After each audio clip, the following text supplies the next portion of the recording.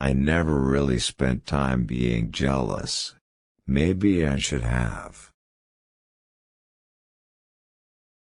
Well, no, I didn't, because I didn't even know the nominations were coming out. I gotta say, it wasn't even on my radar. I hadn't even thought about it. I am humbled by the nomination. I got to work with a cast and writers made up of geniuses. The good news is I can finally realize my lifelong dream and buy my wife a solid gold speedboat. Because I think a lot of people felt like, ultimately, and this isn't the first time I've said this, so I'll bore you again with it, but ultimately it was. I think it felt like homework a bit for people. Because we have this whole other human being we have to think about other than ourselves. We had the luxury before of being totally self-centered. Arrested Development was such an amazing experience in every way, and it was very unique in that it was a show that received a lot of critical acclaim, and yet we did never achieve the ratings that we wanted. Well, we were never coming back to Fox. That was clear. When it sort of finally sets in that you're not going to be doing that anymore, it's disappointing. Yeah, within the context of TV families, these are pretty unsavory characters. You don't always have to run. Take good time to watch first, then decide. It doesn't look great if you cancel the reigning best comedy program, you're gonna take a hit from sort of a public relations standpoint. It's very rare that people are exactly who they appear to be. Venice has a lot of that too, but the face of it is quite beautiful, interesting, and textured. Arrested Development opened a lot of doors for me. I've always maintained that I don't think comedy should be reviewed. I think it's unreviewable, because it is so subjective. I want my son to wear a helmet 24 hours a day. If it was socially acceptable, I'd be the first one to have my kid in a full helmet and like a cage across his face mask. This pilot, by far, was the best I ever read, and I hope that insults every other pilot I worked on.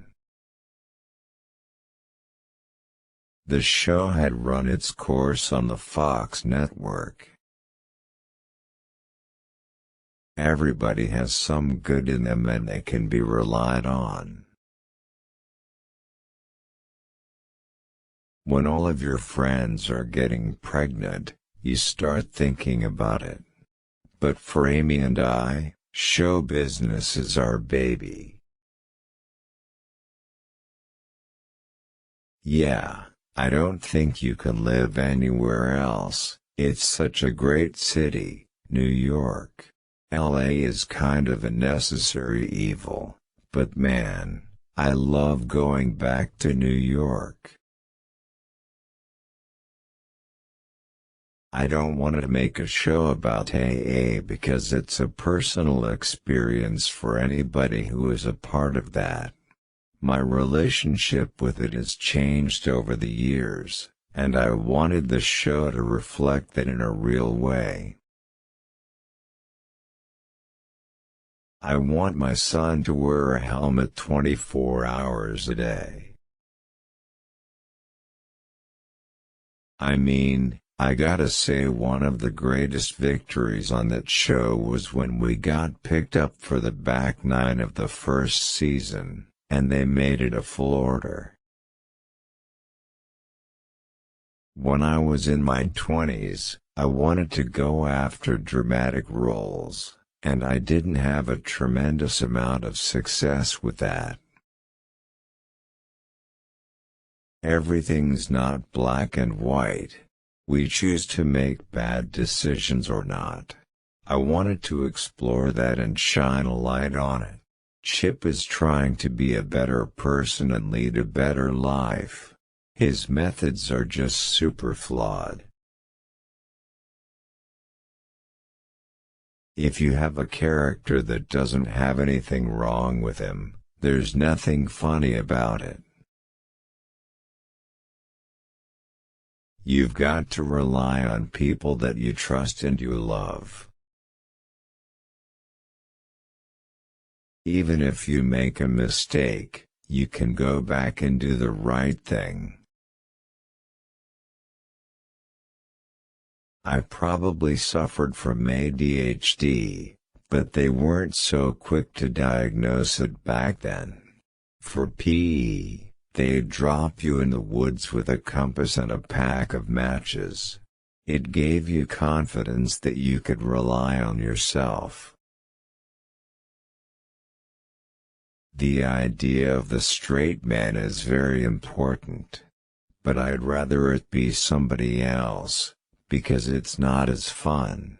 And when I say somebody else, of course I mean Jason Bateman. He's born to play boring characters because he's such a bore. He's one of the most boring human beings.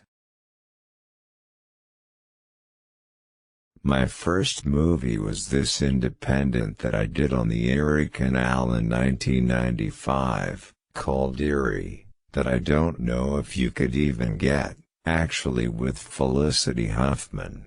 And then from that I did this film that was eventually called The Broken Giant later that fall.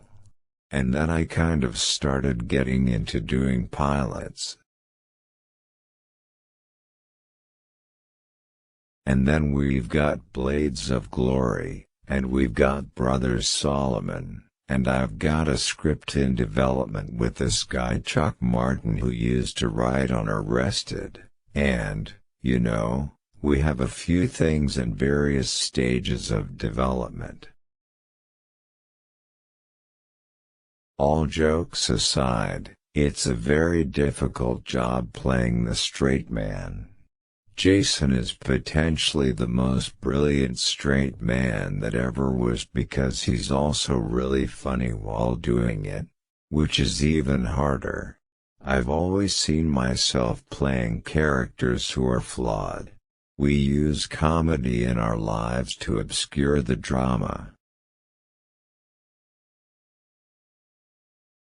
But as a result of that, once the show ended, there was this talk for sort of 4-5 months about what was going to happen, and if we were going to move to Showtime, and if we were going to be bought by ABC or whatever. That's kind of the nature of the profession I'm in. It's frustrating.